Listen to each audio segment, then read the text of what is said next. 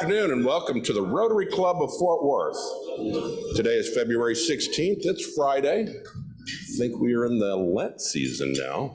Hope all y'all got fish. And man, what a great day. And what a great crowd to see y'all.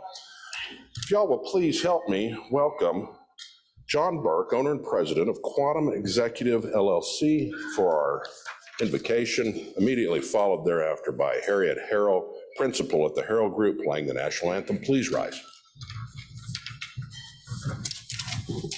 Good afternoon.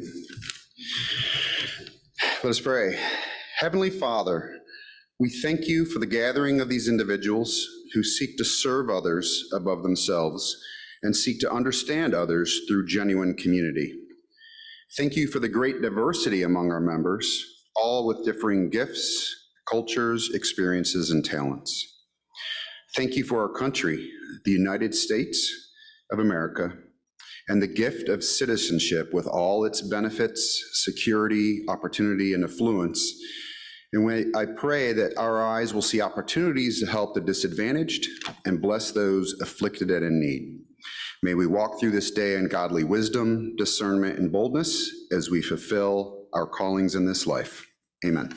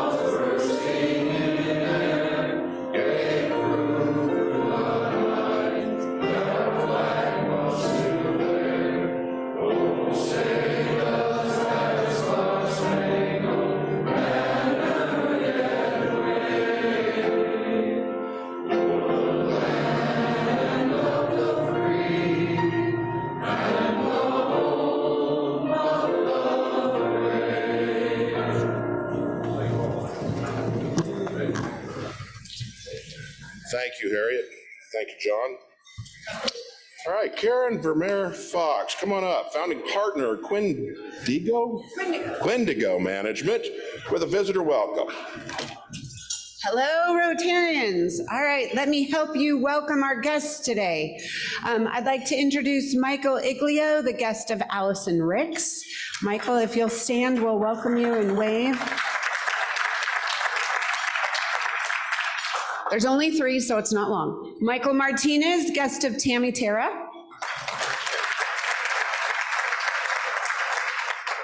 Bailey Hickle, the guest of Ricky McBride.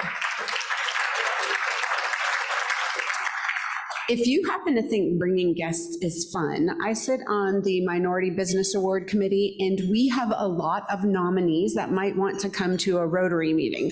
If you would like to host someone and get to know someone new, let me know and I will hook you up. Thank you, Karen. All right, next up is our Rotary four-way test. For all of our visitors here, those who are unaware, the Rotary four-way test is something that's been around a very long time in Rotary. And it's something that we all try to use as a filter for everything we think, say, or do. If it doesn't meet this test, well, we try not to do that, or think or say those things. So if you will, please repeat along with me. Number one, is it the truth? Number two, is it fair to all concerned? Number three, will it build goodwill and better friendship? Number four, will it be beneficial to all concerned? Thank you. Now, normally, we would have the newscast right after, but I do need to take some time to recognize someone. What an accomplishment. This guy started his Rotary journey in Billings, Montana in 2002. It's 22 years ago, and since then, he has had 100% perfect attendance. If y'all will, please help me welcome Dr. Joe Michaels up here.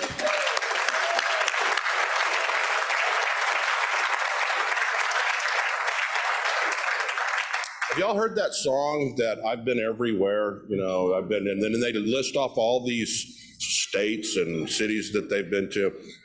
So sitting down with John, we talk about, oh, hey, such and such. Oh, I attended a Rotary meeting there. Oh, such and such. Well, I attended a Rotary meeting there, but I won't ruin his whole story. Dr. Michaels, come on up here. First of all, thank you very much. And second of all, please tell us a little bit about this journey. When I became the dean of the College of Business at Montana State University, I was there 2 weeks, and the CEO of Wendy's of Montana called and said, "You're going to become a Rotarian." He said, "Be on the corner in 15 minutes. I drive a black Mercedes." 15 minutes later, Sam pulls up in this big old black Mercedes. Get in. We get in the car. We go to the Rotary meeting. We sit down at a table, and it would be what I would call a holy table. There were 7 other individuals there. They were all multimillionaires. They'd been to Rotary probably 25 years. Everybody knew everybody, but it was very clear that this is what they did. So Sam got up and said, "This is our new dean at the college. I'm his sponsor. He will be a Rotarian." Well, 2 weeks later, I are a Rotarian. We didn't have the program like we have here, the red and the blue badges. So the first quarter, they got the attendance roster put out, and I had 88%. And I said, "How did that happen?" Somebody said, "You have to go and have to attend." And I'm kind of a goal-oriented type of guy. I like being driven, have a goal and a reason to go. So I said, "That will never happen again." So I have tried real hard to maintain 100%. And by the grace of God, I've been able to do that. As Kirk was saying, we were with somebody the other night, and I don't know, every place they had mentioned, they talk about Winnipeg. I've been to Rotary in Winnipeg. They talk about Jackson, Mississippi. We were in Jackson, Mississippi. It's just a fun thing to do. So I'm really humbled and honored to have this. Thank you very much. It's great to be here. Thanks. We sure appreciate you, Dr. Michaels. And now, remember that 4-way test we talked about? We're going to set that aside for just a few moments. I'd like to introduce Mr. John Wright, President, Simple Leadership Strategies, for the newscast.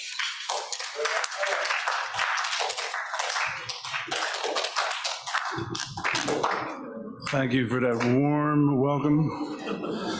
I feel as welcome as a Dallas Cowboy in a Super Bowl game. I'm just getting warmed up. Local news, Fort Worth Zoo officials. This is a quote from the headline. Fort Worth Zoo officials trumpet unique arrival of a baby gorilla, word for word from the report. For the first time in its 200-year history, a primate was delivered by cesarean by human doctors. Evidently, in the previous 200 years, all gorillas' cesarean deliveries were performed by other gorillas. It was Valentine's Day this week, and Dr. Phil recorded an episode on romance for seniors. An 85-year-old husband took some heat when his wife said that for last year's Valentine's Day, he bought her a casket. Then she added, "He didn't buy me anything this year." To which he replied, "You didn't use what I bought you last year." ABC News announced a new series, The Golden Bachelorette. If you like to watch old men fight for the prize, you're going to love the 2024 election.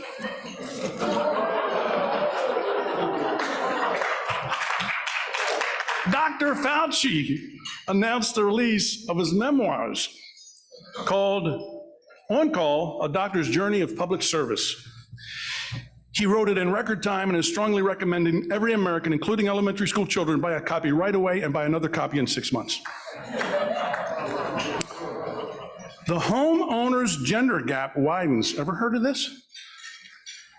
Single women own 2.7 million more homes than single men, and their lead increased by 70,000 units this year. Let's hear it for the ladies. Just think how much further they'll get ahead when they finally receive equal pay. In politics, you know you were going to hear this, her special counsel report has been in the news all week, In it, he referred to President Biden as a, quote, well-meaning elderly man with a poor memory. Biden called a news conference right away to reply. He was clearly angry. On the right side, he probably forgot about it 5 minutes later. That Super Bowl was amazing. It was over 4 hours long. Martin Scorsese must have loved it. It was so long, some people who were drunk by the end of the first quarter were hungover by the trophy presentation.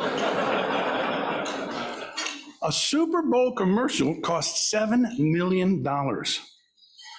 No one has spent that much money for 30 seconds since the Jets signed Aaron Rodgers. A news reporter noticed something strange at the 70,000 feet sellout arena in Las Vegas, an empty seat near the 50-yard line. He asked the man next to it why the seat was empty. He said, that was for my wife. She passed away this week. The reporter said, I'm so sorry. Wasn't there a family member that would have liked to have had that seat? He said, they're all at the funeral. A record 16 million people watched the Super Bowl, more than any other televised event in TV history besides the moon landing, which begs the question, what do you call 53 millionaires sitting around watching the Super Bowl? The Dallas Cowboys. And finally, you're gonna love this one.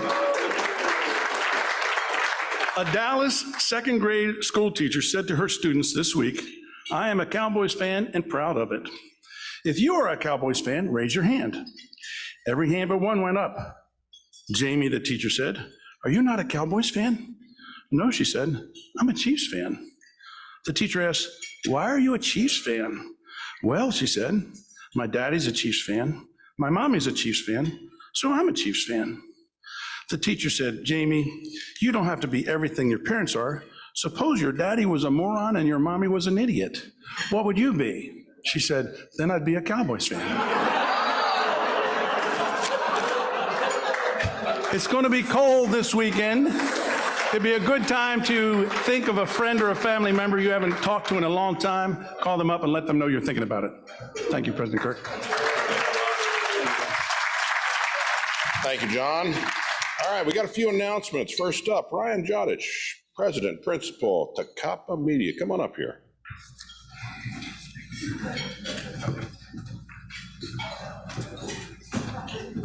Did I say it right? You did. Thank you, Mr. President. Man, when I give the newscast, I thought I was rough on the Cowboys.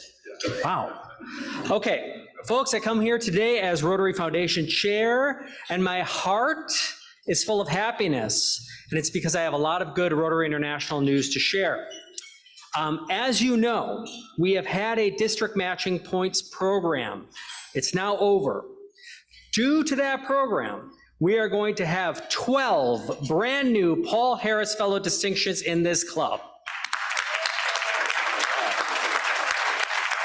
We also had one achieved designation before the matching program in place, so we have 13 new Paul Harris Fellows in President Kirk's year, and we are on track for our goal of 20 new Paul Harris Fellows.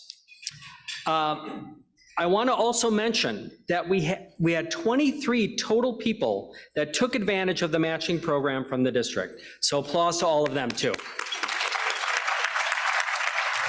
Now, what does this really mean?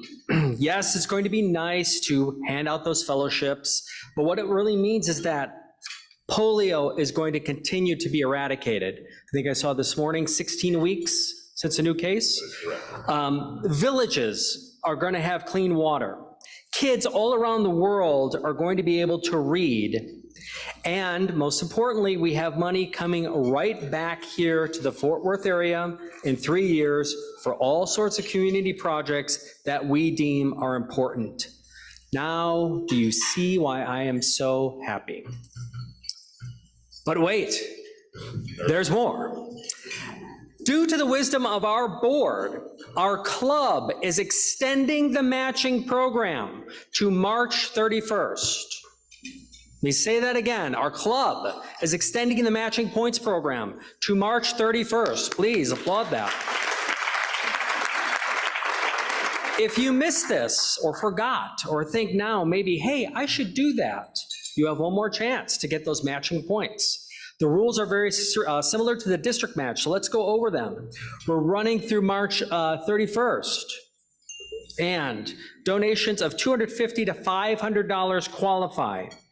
To donate electronically, go to myrotary.org, donate to the annual fund, and you can email me at ryan@tcapa.net. These two are handling my slides for me. I love that.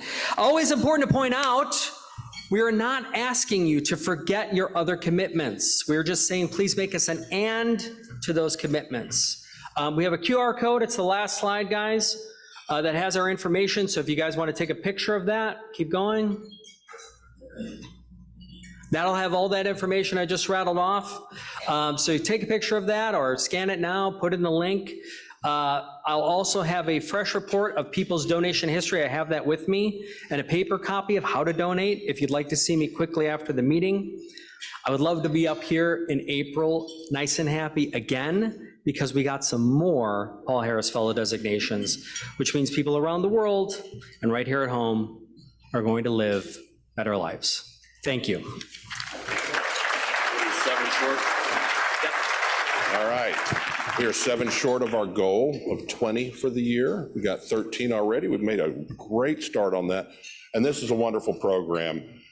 Basically, you're doubling the contribution. It's 1,000 points, $1,000 to get a Paul Harris Award. In this, you put up 500, and our club will put up another 500 points to match. All right, thank you, Ryan, or excuse me, Ryan Barrera, yes. It's Ryan Day today, I guess. All right, come on up with your announcement, sir. Thank you, President Kirk. I'm here representing our Community Outreach Committee for our club, and we're kicking off planning for this year's activities. So the first one that we're going to tackle for the first quarter of 24 is the Cowtown, and we've customarily done a 5K team on behalf of the club. So you see on the slide a little flyer that was in the rotograph and in this morning's email. Has a QR code to take you to the Cowtown Marathon site to be able to register as an individual. Adrian Galvan has been wonderful in heading us up as our team captain. You may have already been tapped on the shoulder by Adrian to sign up, and if you've not yet, please do. I do want to say you don't need to be a track star to be able to participate, whether you choose to run, jog, walk, whatever it be, just get out there, have fun with your fellow Rotarians and help support the Cowtown's CAF program. I read online that it's provided more than 50,000 new pairs of shoes for area kiddos in the past 15 years, and I'm sure that number's gone up much more since then. So if you have questions about signing up for the 5K team, I will say, you see the stats, but it's next Saturday morning, 7:45 start time at Will Rogers. Y'all should know the drill by now, but we'd love to have you. It's $55, and again, our goal is to get to 20 people. We have 9 Rotarians registered at this point, and so help us get to the goal. 10? We're up to 10. Need 10 more. So please sign up. You do have time. I believe registrations run through a majority of next week as well. So thank you all for your consideration. Appreciate it, Ryan. And I forgot to announce your title there, Chief Advancement Officer for Campfire First Texas. Thank you. Next up, Secretary Maddie Compton, retired federal prosecutor. We got some first and second readings, right, ma'am? Let's do this. That's right. Good afternoon. We have 2 first readings today. The proposed members are Midori Clark, Director of the Fort Worth Public Libraries. Her company is the City of Fort Worth. Her classification is Municipal Government Libraries, and her proposer is Lauren Pryor. Our second first reading is for Michael Martinez. His title is Managing Shareholder. His company is Martinez Shoe, thank you, PC. His classification is law firm, business, and his proposer is Tammy Terra. If no written objections are received in the Rotary office by February 23rd, these proposals will be given second readings and voted on by the club. We have 1 second reading today. The following proposed new member was submitted during the February the 9th, 2024 program. If no objections are received through the voting process, the proposed member will be accepted into our club. The proposed member is Charles Chip Schweiger. His title is founder and managing partner, company Schweiger CPA firm, PLLC. His classification is accounting services, and his proposer is Ed McLinn. I move his election subject to attending a new member Rotary information session. There's a motion. Do we have a second? Second right over here. All in favor? Aye. Any opposed? The ayes have it. He is hereby elected as a member. Welcome. Thank you, Maddie. We now have two new member introductions. First, past president J.R. Labby, partner and chief communications officer, CSC Leadership, LLC. Come on up and bring our new member with you. Thank you, President Kirk. I have known Bruce Frankel for longer than my first two marriages combined, which is really not very long. But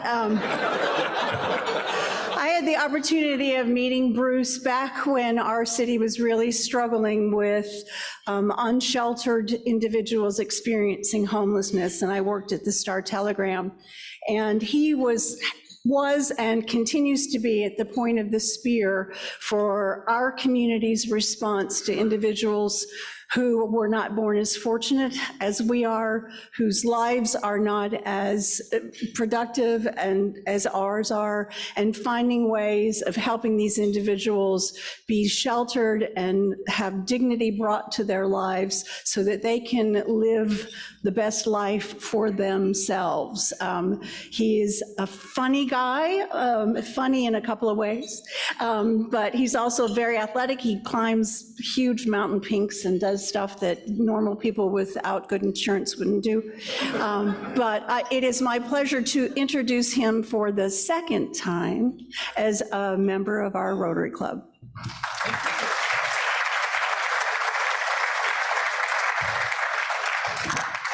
Thank you very much. It's nice to be up here for a second time. My first sponsor was Fernando. Thank you, Fernando.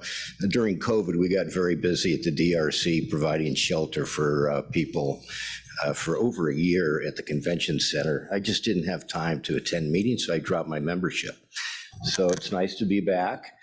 JR told me to say something interesting about myself and keep it short. So I'm a poet. And I have a poem for today. Downtown Rotary can't be beat, and now I am a member again, ain't that sweet? Thank you very much.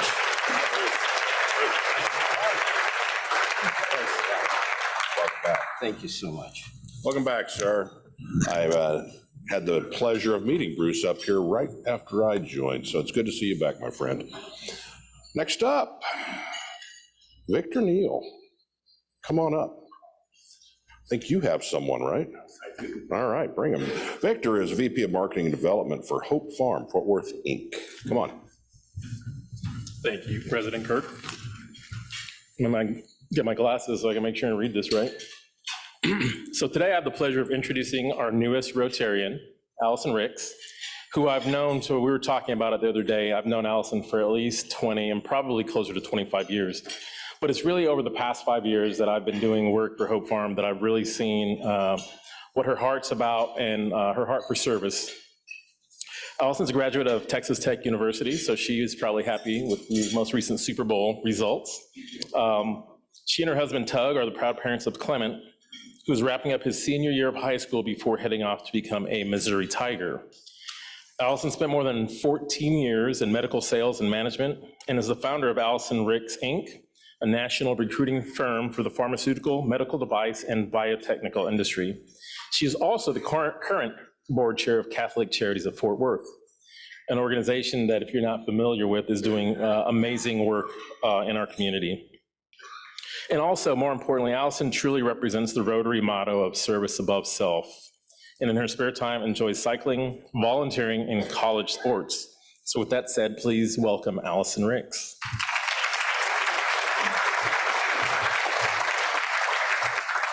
Thank you. I actually grew up in Munster, Texas, so there's more people here than were in my high school. So it's a little unnerving, but yes, who knew when we were, running the wild streets of Fort Worth in our 20s that I would meet Victor again, but it's an exciting opportunity to be a Rotarian. I feel like I have a heart for service. I love to be a part of organizations that help anybody strive to be better and improve themselves, which is why Catholic Charities, where we are relentlessly ending poverty, one family at a time, is so important to my heart. I asked my husband this morning, I said, I don't have a fun fact about me. What am I supposed to say? He goes, you really need to warn people about your superpower, which is your memory.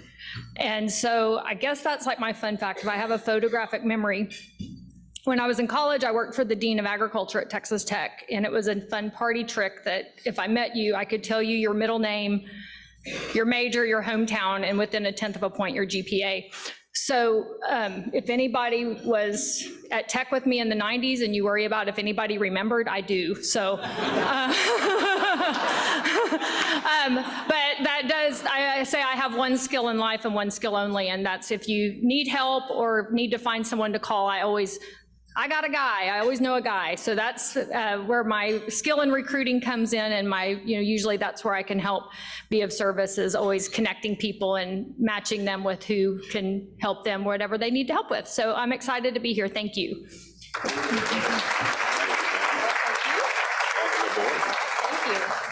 Welcome aboard to both of our new members, and obviously we'd like to see y'all change those red badges to blue very soon. So thank you. All right, back to the stage. Please help me welcome Secretary and retired federal prosecutor Maddie Compton for the introduction of our main event. Good afternoon again. It is my pleasure and privilege to introduce my former colleague, Leah Simonton, U.S. Attorney for the Northern District of Texas. And I might also say I'm happy to see her first assistant, who was not introduced as a guest, but Scott Hogan, who I used to work with, and also Alex Lewis, who is the branch chief for the Fort Worth office. Leah, I believe, is only the fourth woman to serve in the capacity of U.S. Attorney for the Northern District of Texas since the district was established in 1879. The official bio published in this week's Rotograph gives you all the standard information. She is a North Texas native, a graduate of the University of Texas with highest honors, and a graduate of Yale Law School, where she served as managing editor of the Yale Law Journal, and where she received the John Fletcher Caskey Prize for Best Advocate in the law school's mock trial finals. Those things foretold her career in appellate advocacy in the U.S. Attorney's Office. What those facts don't tell you is that she is deeply concerned about the fentanyl epidemic plaguing North Texas. She expressed that view in an opinion published in the Dallas News on March the 11th, 2023. The work being done by her office was explained, and a clarion call was issued for all of us to join the fight. Additionally, what those basic facts above don't tell you is what Leah Simonton shared with students at the SMU Dedman School of Law when she was the SMU Trailblazer Series speaker on January the 18th, 2024. She expressed her belief that meaningful work can be found in public service careers. It's the path she has taken for the major portion of her time as an attorney. She described her summer internship in the USAO for the Northern District of Texas as love at first sight. She had other internships, but none captivated her like the work she observed in that internship. The experience ultimately led her to return to the U.S. Attorney's Office after a federal clerkship and private practice. She ended her remarks to the law students saying, "I still can't believe it. Sometimes I'll be grocery shopping, maybe with one of my kids, and I'm like, I'm like, I'm the US attorney. I get to run this office. I just can't believe it. It's like a dream. I give you the woman whose dream came true, Leah Simonton, US Attorney for the Northern District of Texas.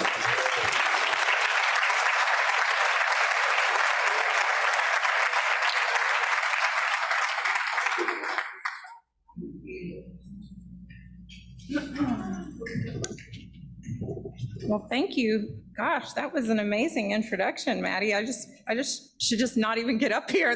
Leave it like that, mic drop. And I want to make sure, so if I click this, will it move, or should I just tell you to click?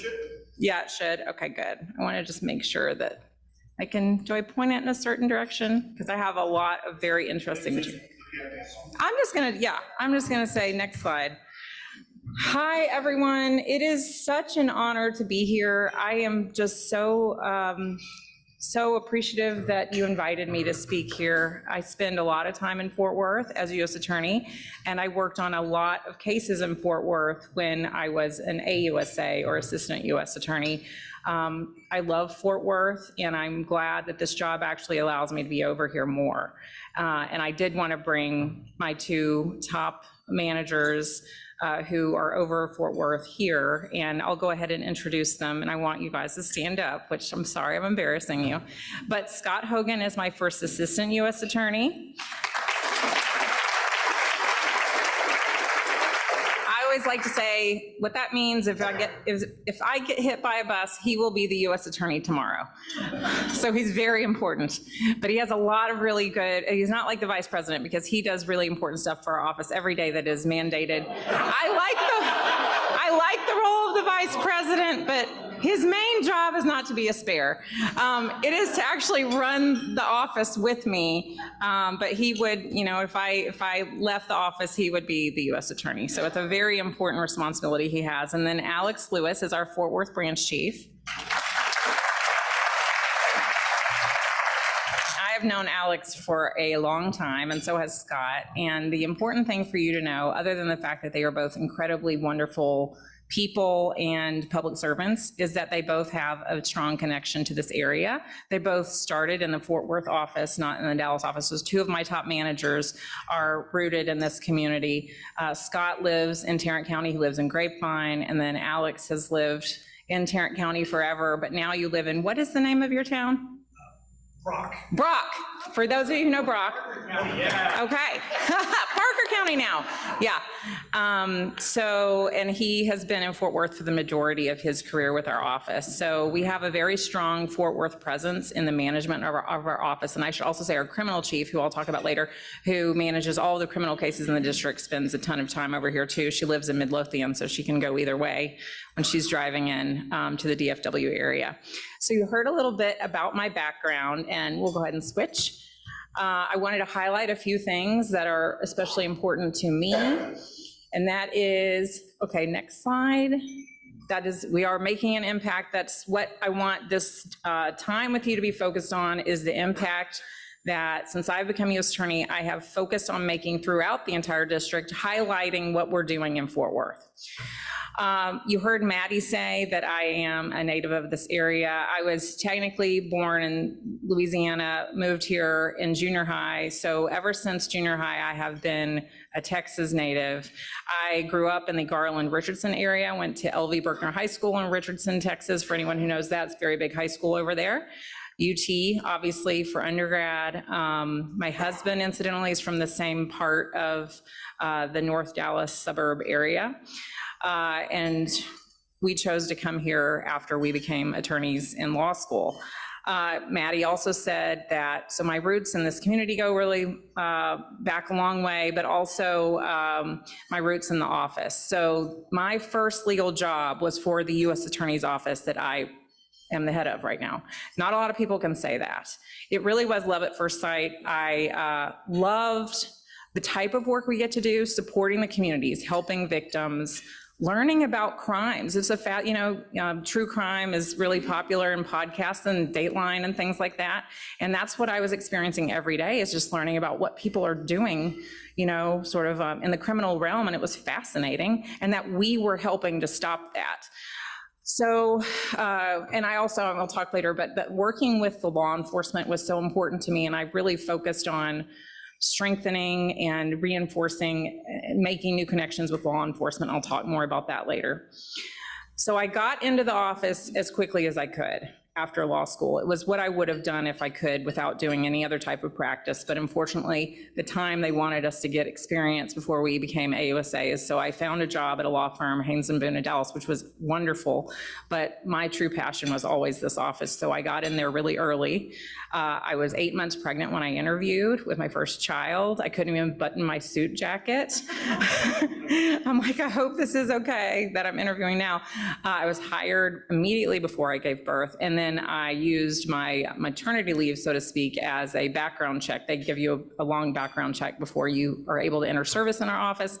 And I was home with my newborn, so I started when she was 4 months old. So it's always very easy for me to remember how long I've been in the office, because it is about the same amount of time that I've been a mother. So 2 significant events happened around the same time for me. I have been in the office for 19 years. For 18 of those, I was in the what's called appellate division, and I'll talk about later. But basically, we took all the great criminal trial work that our prosecutors did, and we made sure that it held up on appeal. Our appellate court was in New Orleans. You might have heard of it, the Fifth Circuit Court of Appeals. It covers Texas, Louisiana, and Mississippi. So that was always a fun part of the job, is going there and arguing our cases in front of that court. I mentioned I've worked with basically all of the AUSAs who've been around a while. I've worked with them in that capacity as an appellate AUSA, because I was handling their cases. I think that was a strength for me in this process, because I'll talk about it on another slide. I haven't mentioned what it is, but on the committee that you interview with for this job, there are prominent lawyers from all throughout the state who are on that committee. There are over 30 of them, and you interview with them in one room in a big, they have a giant conference table. And the fact that I had worked with people in every part of the district and touched cases and knew the judges in every part of the district, and I wasn't a Dallas-centric prosecutor, was, I think, a strength for me, and it's something that I've tried to make sure that I continue being as U.S. Attorney. Last but not least, and I didn't put this on the slide, obviously my personal life, very important to me. The loves of my life are my husband and my 3 kids. I've been married for 26 years. We got married when we were very young, 21 and 23. He is a federal magistrate judge in Dallas. He obviously doesn't work on cases involving our office right now, but he's a very talented and amazing individual in his own right. And then we have 3 children, 19, 15, and 12, who I just adore.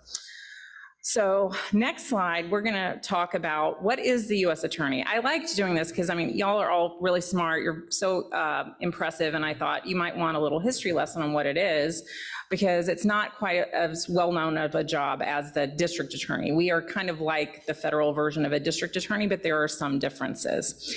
So our role is very old. It was right after the birth of our nation that U.S. attorneys were created. That's an honor to be occupying a role like that. And Maddie Compton told you how long ago we've had U.S. attorneys in our area. The role was created in the Judiciary Act of 1789, along with the Attorney General position and the United States Marshal, 2 other very old and very important positions. As it was stated in that act, U.S. attorneys were, this is how they described the idea of what the U.S. attorney would be: a person learned in the law to act as an attorney for the United States, whose duty it shall be to prosecute in each district all delinquents. Alex, we don't really call them that. Delinquents, defendants is what they are, but they had not quite so PC in the olden times. All delinquents for crimes and offenses cognizable under the authority of the United States, and all civil actions in which the United States shall be concerned. When I was reading that yesterday in preparation for this, I thought, wow, that is really an enduring description, because that is exactly what we do today. It has not changed. Our role has not changed. So what that means is that we are the federal government's chief prosecutor in their federal district, and I'll tell you what our district is, kind of the boundaries in a second. And we represent the United States in civil litigation in federal and state court within their geographic jurisdiction. That means if the United States is sued, we represent them in this area within our bounds. And sometimes we bring affirmative lawsuits. And I'll talk about that more. That's a very interesting form of our practice. But we are constantly litigating on the civil side as part of the United States and prosecuting people on the criminal side. And the weird thing about being U.S. attorney, and it doesn't escape me every time I'm looking at a draft of a pleading we're going to file, is that my name is on every single document that's filed. That is, I can't even tell you what an honor that is after having worked in this office so long. It takes my breath away whenever I see my name on a pleading. So we'll go to the next slide, and a couple of other interesting facts about the Judiciary Act. It also specified the structure of the US Supreme Court and established the other federal courts, including the federal district courts that most of our people practice in front of. So the US Attorney is older than the Department of Justice, which is funny because we are now part of the Department of Justice. So we were independent, and even of the Attorney General, we could kind of do our own thing and did not come over the Attorney General's supervision until 1870, when the DOJ was created. So we have a very long history, and I'm just very honored to be a US Attorney. So the next slide talks about how many are there in the country. There are 93 US attorneys in 94 districts. There are a couple of island districts that are joined, and there's one US attorney on top of them, but 93 throughout the country at one single time. That's not that many. We are nominated, the way we get our jobs, nominated by the president and confirmed by the Senate. And the Texas U.S. Attorney process, as I mentioned, it involves a committee, and that committee is called the Federal Judicial Evaluation Committee, or FJEC for short. That is also the committee that chooses the nominees to recommend to the White House for judges, so federal, district, and Fifth Circuit judges. It's the same committee of these distinguished individuals from throughout the state. So as it happens with me, as you know, the president is of one party and our Texas senators are of a different party. They work very well together on a lot of things, and they try to reach a consensus as to who they all want to be a U.S. attorney. I'm very honored to have been picked to do that for our district, and I think the reason that everyone agreed that I was the one, so that Senators Cornyn, Cruz, and President Biden, is because I'm a career prosecutor. I am apolitical. That is the way the job is supposed to go. That is the way I've always done the job, and that is the way I run the office now. I'm dedicated to the pursuit of justice and helping victims, and not to any agenda of any party. So I think that's a core belief for any AUSA to have, because how are we supposed to have the awesome power of prosecuting people and putting people in jail if we're doing it not for the purest of motives? So the next slide is going to tell you some differences between state and federal prosecutors. Because, you know, a lot of our state counterparts are district attorneys, and like I said, my state counterpart would be a district attorney, the actual, usually elected official. So unlike state prosecutors, we only prosecute federal crimes in the US Code that are passed by Congress. We only have the jurisdiction to pursue crimes that are allowed for the federal government to pursue in the Constitution. So an example of that I always like to give is the Commerce Clause. So the federal government has power to regulate some things through the Commerce Clause. So a lot of what we prosecute, from drug crimes to gun crimes to some types of robberies, are because of Commerce Clause powers, because they concern in some way interstate commerce. So Congress does not have the power to allow us to prosecute everything. We have to have our powers to prosecute based in the Constitution, and only the limited powers that the federal government has. That explains why we don't prosecute as many crimes as district attorneys. So you see the next point there is we have greater ability to select which crimes to prosecute.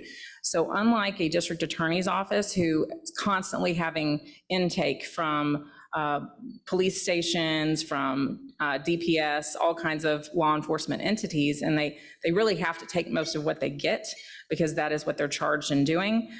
We are very selective in what we take because we don't have as many personnel, and also we have a much narrower set of crimes that we can prosecute. So prosecutorial discretion in terms of what we prosecute is of paramount importance in terms of how we exercise it, because there is no way that we could prosecute even all of the federal crimes that are committed in a specific area. We have to prioritize and exercise very good judgment in what to do.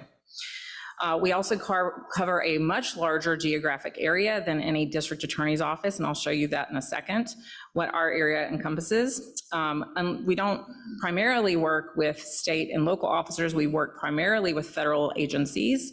Obviously, you know, the big 3 or 4, but there are actually a ton of really amazing agencies besides this, but FBI, DEA, ATF, Homeland Security Investigations, or HSI, that's part of the Department of Homeland Security. Those are 4 of the biggest ones that we work with. We do work with some state and local officers. They are designated as task force officers, federal task force officers. And so they are given the powers of a federal agent, and they do work with the federal agency, but they are paid and housed with, let's say, a police department. Like in the Fort Worth Police Department, there are federal, we call them TFOs, and they can bring crimes to us, but they are local officers, so they have both powers. We also do work with a lot of state and local officers in addition to TFOs, but we bring crimes based on these sort of federal level agents and officers bring them to us.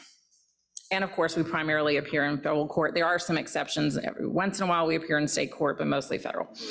Okay, so the next example is going to list examples of federal crimes. This will really trigger your memory, as some you've probably heard of. So drug trafficking is a huge one. That is through our Commerce Clause power, because it's its own trade. It's its own international, interstate drug trade.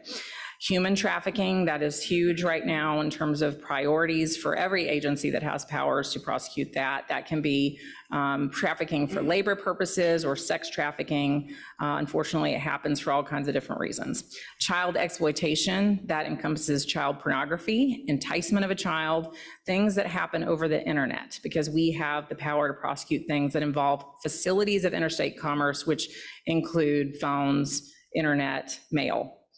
National security, domestic terrorism, always very important, and it's a core federal priority. Certain violent crime offenses fall within our power to prosecute. Guns, like I said, interstate commerce covers that. Carjacking, sort of for the same reason. Bank robbery, because banks are insured by the FDIC. Immigration offenses, and I wanted to say the most common one is legal reentry after deportation. So if someone is deported, officially deported, they reenter, we have power to prosecute every one of those. Because of resources and other things, we primarily focus on ones that have committed crimes before or after, so who have a criminal record. We are very strongly focused on making sure that they are put away in federal prison, not just deported again, so that our community is protected. Certain types of hate crimes fall within our jurisdiction. Obviously, that's very important at the time right now, and I'll speak more of that in a second, stuff we're doing on hate crimes training. Mail theft, we do have the postal services back. Cyber crime, that's a kind of a fun one. People like to hear about that. You have I'm sure you've all heard about things like ransomware attacks. They basically tie up an electronic system of a school district or a city or a private company until that entity pays the ransom. So we work with the FBI and the Secret Service primarily on that. Also, if Bitcoin gets stolen, we work on those cases. Money laundering, crimes committed by employees of federal agencies. So an interesting fact that you may not know is federal agencies that don't seem to be mostly oriented towards criminal offenses, they all have what's called an Office of Inspector General. And that person investigates crimes that are committed by employees, and sometimes also just crimes that involve that agency. And last, certain crimes committed on Native American reservations. We don't have any in our district. In Oklahoma, there are a lot, and they've had to put a lot of resources towards that, especially recently. So the next slide is going to show you what the federal judicial districts are in Texas. Our bounds as a district are the same as the judge's bounds. So if there's a judge, a federal judge, and he is in the Northern District of Texas, he is in the same district as us. Our bounds are coextensive with the judges in terms of the district that we work in. So you'll see right off the bat, the brown area is the Northern District. It is huge. It is really huge. We also have the Eastern, the Western. The Western's a kind of a crazy shape because it's not just the Western part, it's also kind of the middle and the Eastern part. And then the Southern District looks kind of small, but they have a lot of border on there, and that's a lot of there's a lot of manpower that's required because of different offenses on the border, obviously. So we have a really big district, and I'm going to give you some facts about it. The next slide shows we have 100 of the 254 counties in Texas in the Northern District. That is crazy. 9 of the cities in our district are on the top 20 most populous cities in Texas, including obviously Fort Worth and a lot of the cities that are around our area. The district encompasses almost 100,000 square miles. It is the largest, this is an interesting fact that I learned yesterday, the largest area district in the country except for those federal districts that encompass an entire state. So for example, Alaska would obviously be bigger, and that is just one district because their population is smaller. They're not breaking it up into multiple districts. One of the reasons Texas is broken up into multiple districts is we are very populous as a state. It's not just that the land area is big. And our district includes more than 8 million people, so that's a lot of people that we are charged with serving. The next slide shows a breakdown of the Northern District of Texas. The different colors represent different geographic divisions, and different judges are over different divisions. So we also have our prosecutors assigned to different divisions. So for example, Alex is the branch chief of Fort Worth. The orange area in that is the Fort Worth division. So Alex and his prosecutors in the Fort Worth office, they work on crimes and bring charges based on crimes that have occurred in the orange area. So you'll see that Fort Worth and Dallas are pretty small because they're so populated that it's really more population that's based on how you divide or do these divisional sort of boundaries than on the area. So the next slide will show what are our other offices. So Dallas is our biggest office, but Fort Worth is our second largest office. Then there's Lubbock, Amarillo, and Abilene. We do work all of the divisions, like I said, all the different colors on the slide you just saw, but our AUSAs are housed only in these 5 offices. The next slide shows the breakdown of the top leaders in our office. So the U.S. Attorney is the head of the office. The first assistant U.S. Attorney is the number 2 in charge. We also have an executive assistant U.S. Attorney. She is part of our upper level management. She works on special areas within her control, like training, like victim witness, like a lot of our sort of litigative needs. So she's kind of the project-oriented manager at the top. Right under those individuals, we have division chiefs. So really, our office, the meat of our office is in our different divisions, and they're divisions based on the substance of what they do. Criminal is our largest division, so the criminal prosecutors make up most of the attorneys that we have in the office. Civil is the second largest, because like I said, we're always dealing with civil litigation involving the federal government. After that, we have appellate. That was my division. I ran that division before I became U.S. Attorney, and they handle the criminal appeals that come from our prosecutions at the Fifth Circuit. And then the last is administrative. That's made up of non-attorneys who help just run all of the workings of the office, including hiring, just facilities, all of that stuff. And then right after that, we have deputy division chiefs, section or branch chiefs. It kind of depends on what office as to what that is, but Alex is the head of the entire Fort Worth office. He is a branch chief, so he reports directly to our criminal chief, who is in charge of all the criminal prosecutors in the district. The next slide I'm very proud of. It shows our work in a few numbers. This is not all of how we evaluate our work, because I always say it's quality over quantity. We will never prosecute all the federal crimes that we could, like I said. So it's very important what ones we do. But just to show the enormous amount of work that very few people do, there are around 70 prosecutors district-wide. We have only 70 prosecutors to serve over 8 million people in over 100 counties. But we do it really well, I'm proud to say. We had, last year, for example, we charged over 1,000 defendants in 728 cases. There are less cases because some are multi-defendant cases. There are more than one defendant charged in one case. And those numbers put us in the top 10 in the country of the 94 districts in terms of how productive we are. We resolved over 1,000 cases. That means we had defendants sentenced in over 1,000 cases last year. And almost half of those were sentenced to more than 5 years in federal prison. So that is part of how you see the impact that we try to make. We try to choose, on the whole, the cases with the people who need to be put away the most.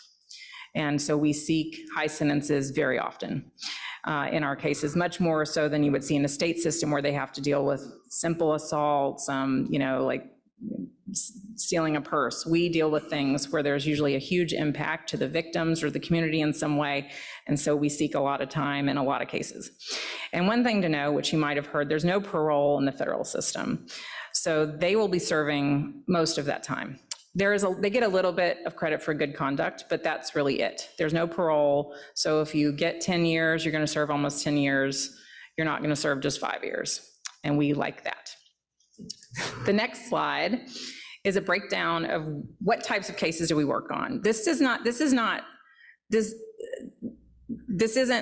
how much we like us, or like we love drug crimes because we have the most prosecutions in the drug area. That's not what this shows, but this just shows sort of how much we do in volume.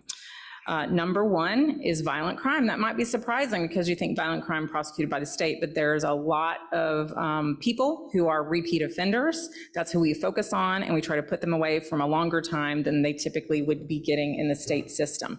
So a lot of times we look for people who have been in and out of the state system for a long time, and we think it's time for you to serve some federal time. And so they get prosecuted federally. It's very easy for us to do that, for example, if their offense involves a gun. So a lot of what we do involves gun crimes. Number two, drugs. Drugs is just, prolific, unfortunately, in our area, as it is in a lot of areas. It doesn't help that we are a border state. You'll hear more about fentanyl. That's a big priority of the Department of Justice and of me personally in our office. But we do a lot more than just fentanyl. Methamphetamine is a huge issue still, maybe surprising to some of you. That's just one example. Okay, and then we do white collar crime. That's fraud. That's a lot of things dealing with money laundering, paper crimes that are really bad and usually result in a lot of money that's lost by various individuals or companies. And then we have smaller percentages for other types of crimes. Like I said, it doesn't mean they're not important. It just means they don't happen as much sometimes, like public corruption. Thankfully, we're not always prosecuting a bunch of people with public corruption, or national security, is very important when it happens, but it doesn't happen as much as violent crime. Next slide. In Fort Worth, we have, I said Alex Lewis. We also have 2 deputy branch chiefs. That was new with me. A lot of the work I've done has focused on preparing our Fort Worth office for growth. It is our second largest office, but it needs to be bigger to serve you as best we can. So I did that by dividing that office into sections and making section chiefs. And you can see there are different subject matter areas that they cover. Our priorities for the last, since I've been U.S. Attorney and continue to be, strengthening our relationship with the District Attorney's Office here, which is going really well. That includes adding an attorney from their office to our office to kind of be a liaison between the two. And like I said, adding more AUSAs to the office. Next slide. And this is a pretty fun one. These are headlines you might have seen. A lot of big cases have happened and are happening in Fort Worth. The biggest one I want to highlight, a lot of these you've probably heard of, and they're all really serious. But one, just to keep an eye out for, is the first one, the Supreme Court case. So the biggest case on Second Amendment rights to happen in a while is at the Supreme Court right now, and that was a case brought in our Fort Worth division against someone who was under a domestic violence protective order and had a gun, and he's a very violent and dangerous individual. So we got a good sentence for him on appeal. The Fifth Circuit held under sort of what they believe to be the current state of the law, that he had a Second Amendment right to have the gun, and that we could not prosecute under that federal statute. That is now at the Supreme Court, and that will be decided by the end of June. The case name is Rahimi.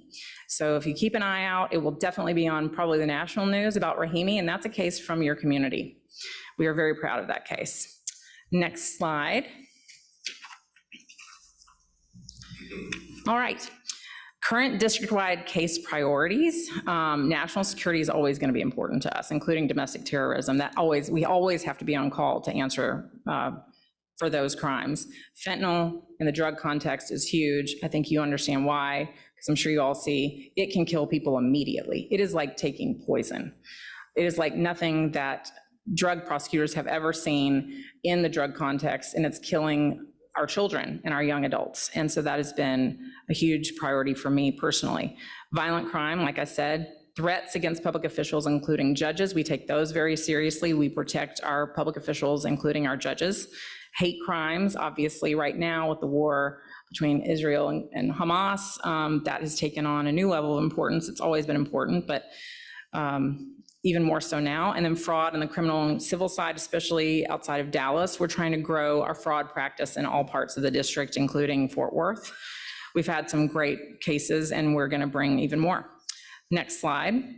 Other priorities besides our case priorities are supporting our law enforcement. Like I said, law enforcement is a huge priority for me in terms of creating and maintaining those connections. We listen to them. I meet with them, I talk with them, I listen to them, I learn what's important to them, and I tell it to our prosecutors so we can make sure that their priorities are our priorities. I also build connections with them. I host a breakfast every few months with all of the major federal heads of federal agencies that cover all of the Northern District, so that they can meet each other and not just, but they hear from me, but they also make connections with each other. And then also through training. We want to answer their needs for training. We want to help them understand the law and also get to know our prosecutors better. So we have lots of different types of training, including one that we recently did. I want to highlight the last one about helping them understand how to deal with people with hearing impairments in cases of like stopping them on the road or different things. That was at Tarrant County College. We've done a lot with Tarrant County College. Next slide. This is a fun one. This is just pictures of some of our presentations. And then the next slide after that, this is, we advertise to them. This is something new under my leadership, is that we advertise to all the law enforcement entities to say, what do you want our help learning about? We will do it. Next slide after that. We have some training video pictures of people agents who've been trained, and the Postal Office of Inspector General, that's the criminal arm of the Postal Service, has an amazing facility here. We've used it for training. We love that office here, so we did some training there. Next slide. Another priority of mine, is to support our communities. And I've done that through a project I created called the Protect Our Children Project. I've done a lot of different things in that arena. Mostly it is focused on fentanyl at this point. I've written op-eds. I also wrote one for the Star Telegram that was published earlier, last year. And I've done webinars to try and educate school staff about fentanyl. And I speak at wherever they'll have me about fentanyl. We also have a domestic violence initiative that tries to use our federal laws to protect people from domestic violence in a domestic violence context. And we do hate crimes outreach. So a couple other slides. I'm going to run through these, but I have this flyer and I want to leave it out in case anyone wants it. We're doing a hate crime seminar soon. And then the next slide. This is an example of the webinar I did on fentanyl. Slide after that. We do the outreach on houses of worship, and we did one to domestic violence shelters on what they needed to know about sex trafficking and other types of offenses like that. Next slide after that. We support our communities in a lot of different ways. I want to highlight that we work with One Safe Place quite a lot in Fort Worth. And I also have a great relationship with Chief Noakes, like I said, the DA's office, sheriff here, and we worked at Tarrant County College and at elementary schools here. Next slide after that. This is an example. We were at McRae Elementary doing a Fort Worth reading program. That was very great. And then after that, I just have, I'm actually almost done, which is great. Next slide. Yes, that's Chief Noakes. We talked at Weatherford on fentanyl, and then we've also talked to Tarrant County on fentanyl. And then a last priority of mine is preventing future crimes. We don't want to just use our prosecutorial powers to put people away. We don't want them to be in our crosshairs in the first place. So we run programs in Dallas and Fort Worth where we talk to people who are on parole or probation about not reoffending, and we try to give them resources so they can lead productive lives. And that is actually all I have. So there we go.